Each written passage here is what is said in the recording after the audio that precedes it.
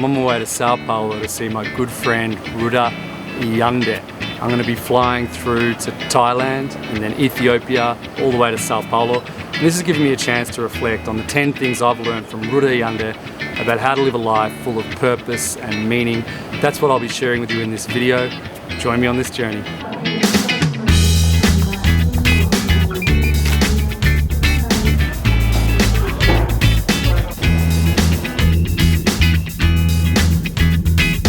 I've made it to Bangkok on my way to Addis Ababa in Ethiopia en route to Sao Paulo. So if you're wondering who Rudá Iandé is, he's a shaman. It's quite mysterious, isn't it? Well, in Ruda's own words, here's what a shaman is. And shaman is a word I love to say because it's so unusual nowadays that it gets hard for everybody to know or guess what to expect from me.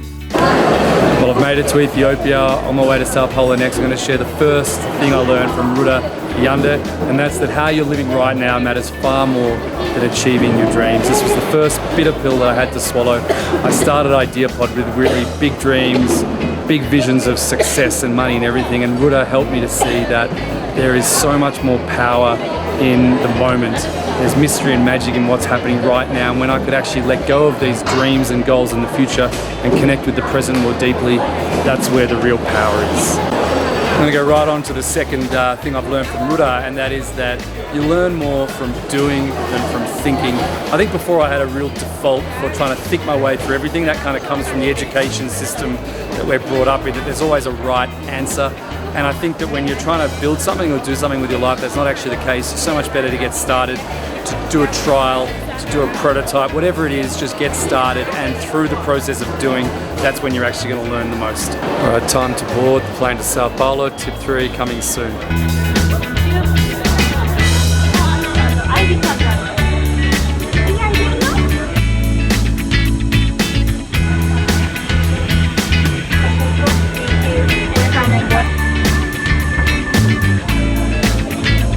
I couldn't wait till I got to Sao Paulo for this little boy, so I jumped into the bathroom to share it. It's that the majority of what happens to you in your life is outside of your control. Think of the amount of breaths you've taken while you've been watching this, or when you first learned how to walk when you were a kid. It emerged spontaneously. It was part of your genetics.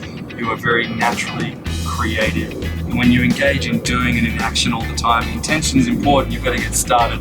But when you engage in action, things do happen very creatively, very spontaneously. Most of life is outside of your control.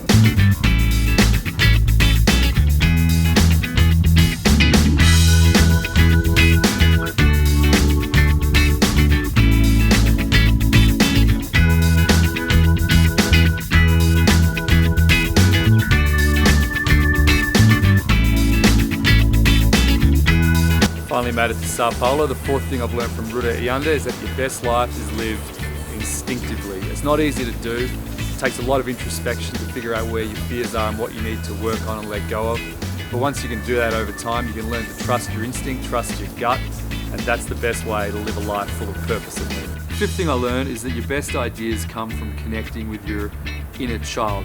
See, the thing about having ideas is that they're projections into the future where we want to go.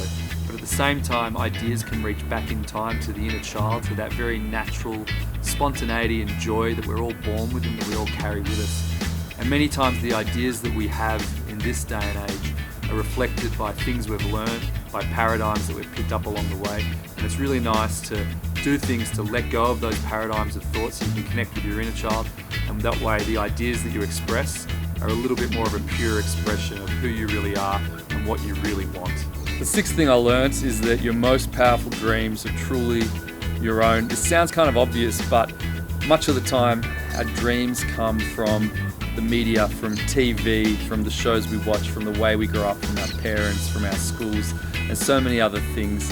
And the thing I've learned from Rudá Iandé is the importance of doing a lot of reflection and figuring out what dreams come from deep within me and what are the dreams that have been given to me by others. And when I'm working towards dreams that have been given to me by others, that's when a lot of internal frustration builds up. But if the dream is truly my own and I can actually connect with it, that's where a lot of power comes from.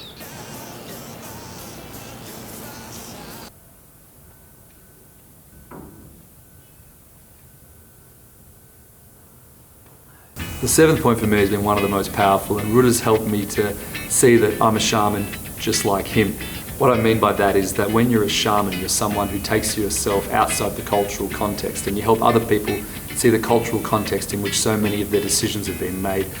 Ruda's been very big on not making decisions for me as a typical guru might do. He's someone who's helped to provide some conditions for me to figure out what are those paradigms of thought that are shaping my behaviour and how can I be empowered to make my own decisions. This takes me to the eighth point, and that's that we're all fundamentally insecure. I used to be someone who fought against my insecurity all the time, especially as an Australian growing up, where I felt like I always had to be a strong man that knew the answers. And the most powerful moments in my life came from accepting that fundamentally I'm deeply insecure. Ruda helped me to learn that deep down, everyone's insecure. We're all going to die one day. No one can possibly know what's going to happen when we die. And when you take that principle and apply it to all areas of your life, you can start to accept your insecurity, and rather than fighting against it, you can learn to work with it. The eighth thing I learned is that who I am is much more mysterious and magical than I'll ever be able to put my finger on. I learned this from our Out of the Box Facebook group, where we're all answering a question, who are you? And Ruda's answer was really amazing, and it's that he likes to call himself a shaman because it escapes definition. He doesn't want to be pigeonholed. He doesn't want to be put inside a box.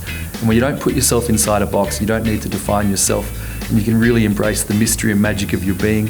I think that's when you can access something called this deeper life force within. This takes me to the 10th and final point. I've learned deeply from Ruda, which is that we're not separate from nature as human beings. And it's not even that we're in a symbiotic relationship with nature, it's that we are nature, that we're an expression of nature, that the things that make us unique, like our ideas, our ability to create things and innovations and cities and technology and all of these wonderful things, it's not separate, it's an expression of nature. And I think when you can live life with this realization that we're an outgrowth of nature, that's when you can live a much more instinctive life, embracing the mystery and magic of the present moment, the mystery and magic of your true being, connect with your deeper life force within. And for me, it's these 10 things all wrapped together that have helped me to live a life of purpose and meaning. I've learnt them from Rudá Iandé. I'm very grateful to have met him, to have him in my life, and I'm really glad to be sharing a lot of what I've learnt from Ruda here with you. If you want to get to know Ruda better, join me and him in the Out of the Box group. Out of the Box is a movement so that we can come together to help each other think and live a life outside of the boxes created by others. There's a link in the description below. Make sure you come in, request an invite, join the group and introduce yourself, and you can get to know Ruda, and I'll be there too.